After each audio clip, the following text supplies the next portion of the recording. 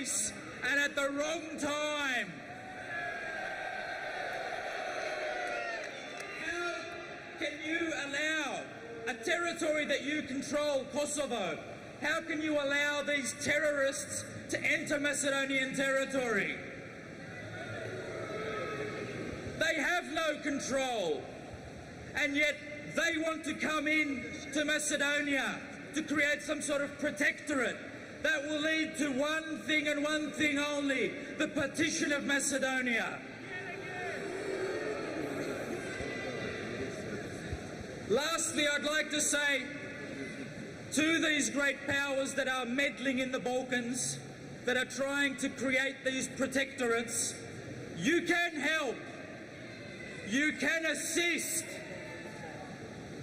Stop negotiating with terrorists. Stop supporting the terrorists. Stop providing arms and weapons to these terrorists. Stop forcing the Macedonian government to try and compromise and negotiate with people who only speak with one voice, and that is the voice of violence and terror.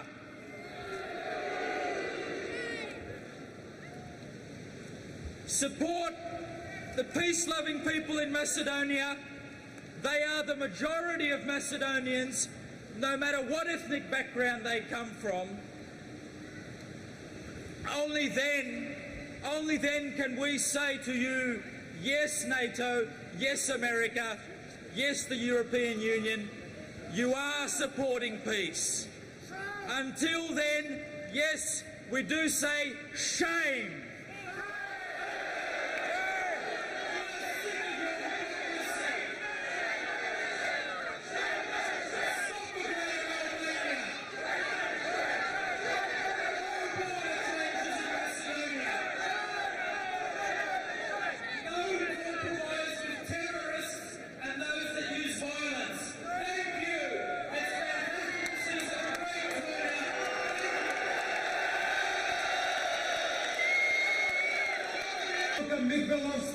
From the Australian Macedonian Aegean Association.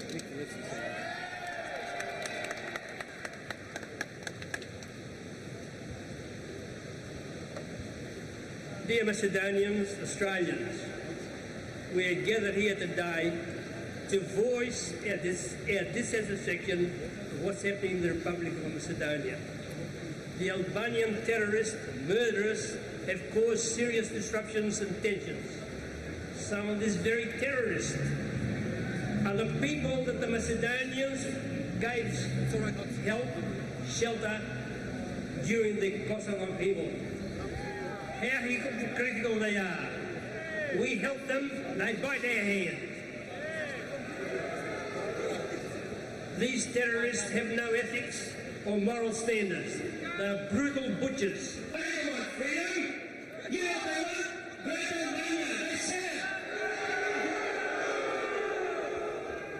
Are we going to support criminals like that?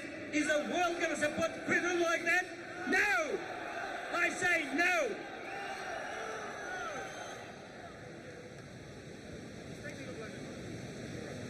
Macedonians living in Albania, Bulgaria, Serbia and Greece are denied virtually all these things that these terrorist Albanians enjoy in the Republic of Macedonia. NATO, European communities, when will you do and take some action for the real Macedonians who are suffering in the Balkans? It's time! It's time! Mr. Solana, the mouthpiece of NATO and Europe, please wake up and do something to address these issues. It was distressing, it was terrible to see on TV that the very people that are terrorists being provided with escort from NATO for safe departure from the terror that tried to spread in the Macedonian capital, Skopje.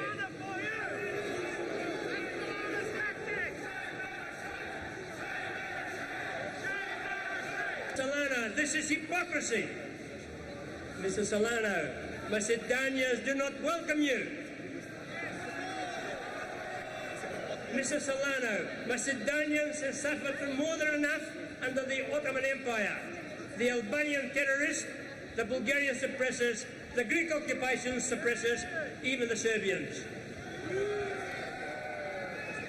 Mr. Solana, none of the suppressors have managed to crush the Macedonian spirit.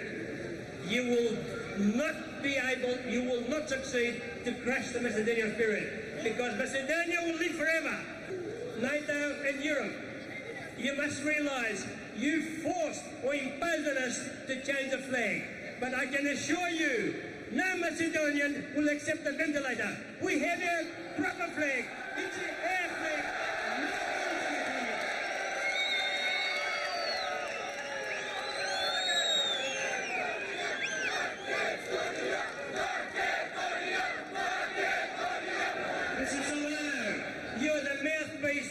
And the European communities. Why don't you go back to Spain and do something about the past?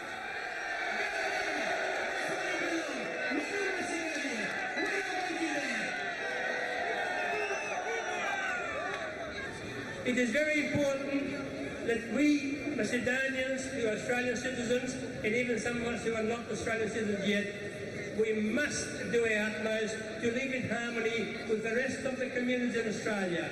I think it's our must to help the Macedonian people to achieve their ultimate unity throughout the world.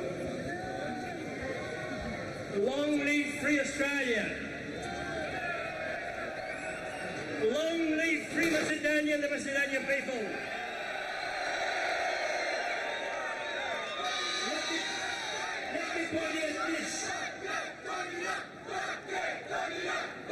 The words Macedonia for the Macedonians were first spoken by a British or an English Prime Minister. His name was Gladstone. In 1898, when the troubles were erupting in Macedonia, he said this phrase, he said, Macedonia for the Macedonians. And finally, I would like to say a couple of words regarding the young Macedonians who are here on this platform today. It's great to see the young people take an active part to help with their Macedonian identity. Martin, the Honourable Robert McClelland, I would like to invite Councillor Bill Sarafinovsky.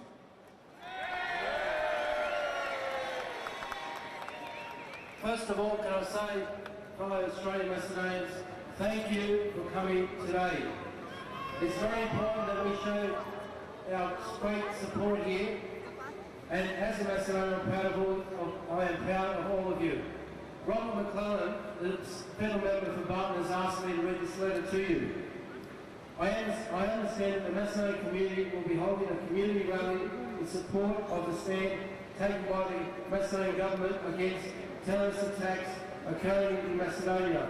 I apologise that an interstate commitment prevents me from attending the rally. However, I would like you to communicate my support for the sophisticated way that the Macedonian government is attempting to resolve the issue. I can only appreciate how distressing these events must be for Macedonian Australians to have friends, families affected by the conflict.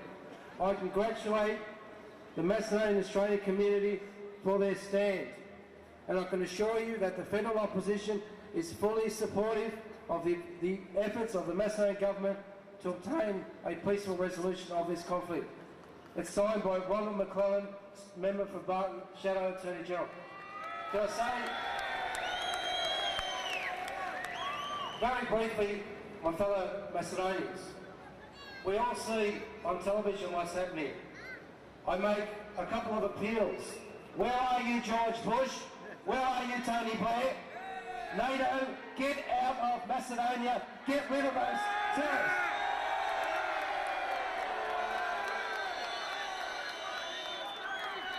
Da živa i Makedonija za Makedonci. Thank you.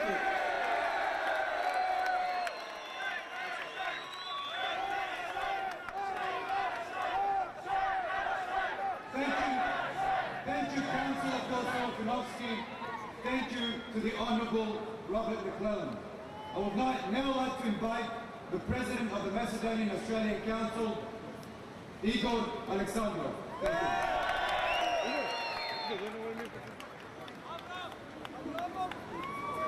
Fellow Australians, representatives of the USA, representatives of NATO, representatives of the European Union. Before we leave here today, we would once again like to stress our message to you very loud and very clear. Please take our message seriously because the consequences will be disastrous. We have gathered today to convey our deepest distress over the shameful NATO and European Union policies that serve to promote new ways of ethnic cleansing, terrorism, and racial segregation and partition of Macedonia and the Balkans. We are outraged by NATO and European Union efforts to prevent Macedonia from defending itself against racist extremists who invade territory by way of terror and crimes against humanity, including murder, torture, and sadistic mutilation of peaceful civilians and captured security officers. Any sensible person cannot help but speculate about what sinister intentions might lie behind the policy to prevent Macedonian police and military from protecting peaceful citizens against those that NATO's own leaders have dubbed terrorists, extremists, and murderers. Is this how NATO rewards those terrorists, extremists, and murderers? By rewarding them with concessions, by rewarding them with protection. It is inevitable that we ask, how could anybody come up with a well-intentioned reason for NATO's protection of terrorists that besieged and destroyed the suburb of Arachinovo? How can NATO contribute to peace and stability by protecting terrorists from the Macedonian army? And not only that, but escorting them to other invaded parts of Macedonia with their weapons intact.